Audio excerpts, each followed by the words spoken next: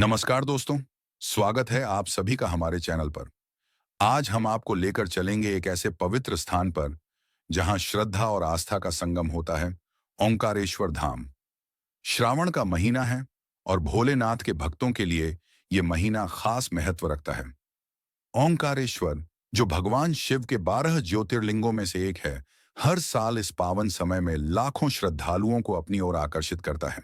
इस वीडियो में हम आपको दिखाएंगे ओंकारेश्वर की अद्भुत यात्रा, मंदिर के दर्शन, यहाँ के विशेष अनुष्ठान और श्रद्धालुओं की अनोखी श्रद्धा।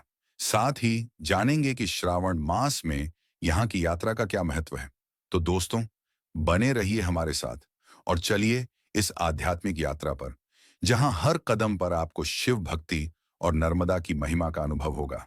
अगर आप हमारे चैनल पर नए हैं तो सब्सक्राइब करना न भूलें और बेल आइकन को दबाएं ताकि हमारे सभी नए वीडियो आप तक सबसे पहले पहुंचें। ओंकारेश्वर ज्योतिर्लिंग मध्य प्रदेश के इंदौर शहर से लगभग 78 किलोमीटर की दूरी पर नर्मदा नदी के किनारे स्थित है। यह एकमात्र मंदिर है जो नर्मदा नदी के उत्तर में स्थित है। यहाँ पर भगवान शिव नदी के दोनों तट पर स्थित हैं। महादेव को यहाँ पर ममलेश्वर व अमलेश्वर के रूप में पूजा जाता है। धार्मिक मान्यता के अनुसार ओंकारेश्वर ज्योतिर्लिंग के आसपास कुल 68 तीर्थ स्थित हैं और यहाँ भगवान शिव 33 करोड़ देवताओं के साथ विराजमान हैं। महाशिवरात्रि के अवसर पर इस मंदिर में शिव भक्तों की भारी भीड़ दर्शन और पूजन के लिए उमड़ती है। इसी को ध्यान रखते हुए इस साल महाशिवरात्रि के अवसर भगवान शिव का यह ज्योतिर्लिंग 24 घंटे दर्शन के लिए खुला रहेगा।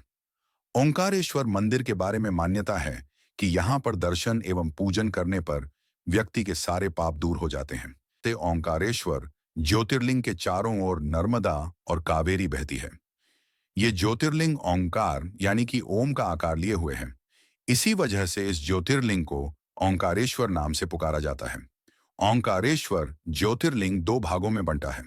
यहाँ ओंकारेश्वर और ममलेश्वर रूप में महादेव का पूजन होता है। धार्मिक मान्यता है कि बाबा भोलेनाथ यहाँ रात्रि में शयन के लिए आते हैं। मान्यता है कि शिव पार्वती यहाँ रोज चौसर पांसे खेलते हैं। शयन आरती के बाद मंदिर के पुजारी प्रतिदिन चौसर पांसे की बिसात लगाते हैं और फिर पट बंद कर दिए जाते हैं।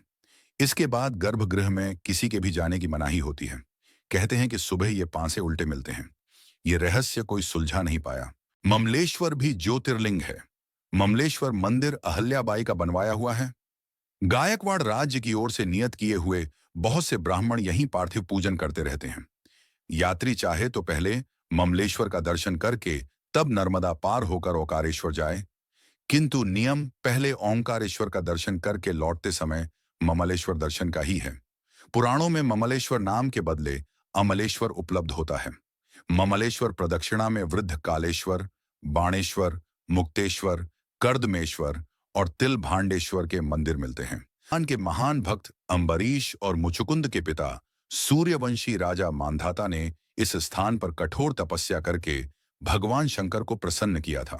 उस महान पुरुष मांधाता के नाम पर ही इस पर्वत का नाम मांधाता पर्वत हो गया। ओंकारेश्वर लिंग किसी मनुष्य के द्वारा गढ़ा, तराशा या बनाया हुआ नहीं है, बल्कि यह प्राकृतिक शिवलिंग है। इसके चारों ओर हमेशा जल भरा रहता है। प्राय किसी मंदिर में लिंग की स्थापना गर्भगृह के मध्य में की जाती है और उसके ठीक ऊपर शिखर होता है, किंतु यह ओंकारेश्वर लिंग मंदिर के गुंबद के नीचे नहीं है। इसकी एक विशेषता यह भी है कि मंदिर के ऊपरी शिखर पर भगवान महाकालेश्वर की मूर्ति लगी है। कुछ लोगों की मान्यता है कि यह पर्वत ही ओंकार रूप है। परिक्रमा के अंतर्गत बहुत से मंदिरों के विद्यमान होने के कारण भी यह पर्वत ओंकार के स्वरूप में दिखाई पड़ता है। ओंकारेश्वर के मंदिर एयूएमकार में बने चंद्र का स्थानीय एयूएम, इसमें बने हुए चंद्र बिंदु का जो स्थान है, वही स्थान ओंकार पर्वत पर बने ओंकारेश्वर मंदिर का है। मालूम पड़ता है इस मंदिर में शिव जी के पास ही मां पार्वती की भी मूर्ति स्थापित है। यहाँ पर भगवान परमेश्वर महादेव हैं। ओमकारेश्वर में ओमकार पर्वत का परिक्रमा पथ लगभग 7 किलोमीटर लंबा रास्ता पक्का सीमेंट का बना है। रास्ते भर मनोरम दृश्य देखने को मिलते हैं। परिक्रमा मार्ग पर बहुत सारे मंदिर व आश्रम हैं। परिक्रमा पथ पर सुंदर संगम स्थल भी आता है। ओमकारेश्वर के परिक्रमा मार्ग स्थित एक शिव मंदिर रणमुक्तेश्वर महादेव के नाम से जाने जाते हैं। मान्यता है कि यहाँ पूजन करने वाले समस्त रणों से मुक्त हो जाते हैं। साधना कुटीर ओमकारेश्वर में रामकृष्ण मिशन का एक साधना केंद्र है, जहां पर मिशन के साधु संत नर्मदा किनारे अपनी साधना पूर्ण करते हैं। ओंकारेश्वर की परिक्रमा को पूरा करने के लिए भक्तों को विभिन्न धार्मिक स्थलों से होकर गुजरना पड़ता है। परिक्रमा के मार्ग में कई घाट और मठ भी आते हैं, जहां श्रद्धालु विश्राम करते हैं और नर्मदा नदी में स्नान करते हैं। धार्मिक मान्यता है कि इस परिक्रमा को करने से व्यक्ति के समस्त पाप समाप्त हो जाते हैं और भगवान शिव की कृपा प्राप्त होती है। पौराणिक कथा के अनुसार धन के देवता कुबेर ने यहाँ शिवलिंग स्थापित कर महादेव को प्रसन्न करने के लिए कठोर तप किया था। भोलेनाथ कुबेरी के तपस्या से खुश हुए और उन्होंने कुबेर को धन का देवता बना दिया। यहीं शिव शंभू ने कुबेर के स्नान के लिए अपनी जटाओं से कावेरी नदी को उत्पन्न किया था।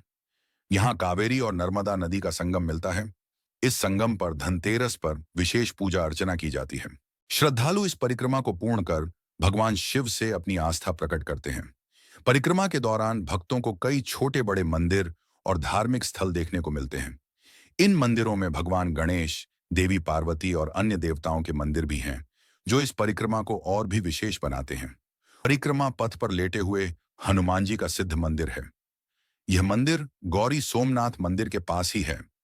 गौरी सोमनाथ मंदिर भारत के मध्य प्रदेश राज्य के ओंकारेश्वर शहर में है। गौरी सोमनाथ मंदिर भगवान शिव को समर्पित एक प्रमुख हिंदू मंदिर है। माना जाता है कि यह मंदिर 1000 साल से भी ज्यादा पुराना है और इसमें चमकदार काले पत्थर से बना एक बड़ा शिवलिंग है। मंदिर की वास्तुकला शैली अनूठी है और यह अपनी भव्यता और आध्यात्मिक वातावरण के लिए जाना जाता है। ओमकारेश्वर के परिक्रमा पथ पर राज राजेश्वरी सेवा संस्थान द्वारा निर्मित अनेक मंदिरों में एक शिव मंदिर भी है, जिस मंदिर पर भगवान शिव की लगभग 90 फीट ऊंची प्रतिमा स्थापित है, जो कि काफी दूर से भी दिखाई देती है। आदि गुरु शंकराचार्य ने भारत में 4 प्रमुख मठों की स्थापना की थी और ओंकारेश्वर का यह क्षेत्र उनकी यात्रा और शिक्षाओं से जुड़ा हुआ है। जैसा कि आपने देखा, ओंकारेश्वर का यह धाम केवल एक धार्मिक स्थल नहीं, बल्कि एक ऐसी जगह है जहां हर भक्त को अद्भुत शांति और सकारात्मकता का एहसास होता है। मां नर्मदा के किनारे बसा यह द्वीप और भगवान शिव का यह अद्वितीय ज्योतिर्लिंग हमें आत्मिक शांति और आस्था का अनुभव कराता है।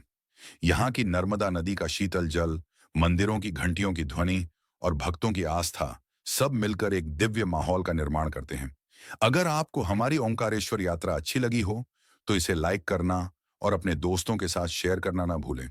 आपकी लाइक्स और कमेंट्स से हमें प्रोत्साहन मिलता है और हमें आगे भी ऐसी ही यात्राएं आपके लिए लाने की प्रेरणा मिलती है। दोस्तों, आज के लिए बस इतना ही। ओंकारेश्वर जैसे पावन स्थल की इस यात्रा का अनुभव आप सभी के साथ साझा करके हमें बहुत खुशी हुई। उम्मीद है कि इस वीडियो ने आपके जीवन में कुछ सकारात्मकता लाई होगी और आपके मन में भगवान शिव के प्रति आस्था और प्रेम को और बढ़ाया होगा। आखिर में, आप सभी स्वस्थ रहें, सुखी रहें और भगवान शिव का आशीर्वाद सदा आप पर बना रहे। अगले वीडियो में फिर मिलते हैं। तब तक के लिए ओंकारेश्वर महादेव की जय। धन्यवाद।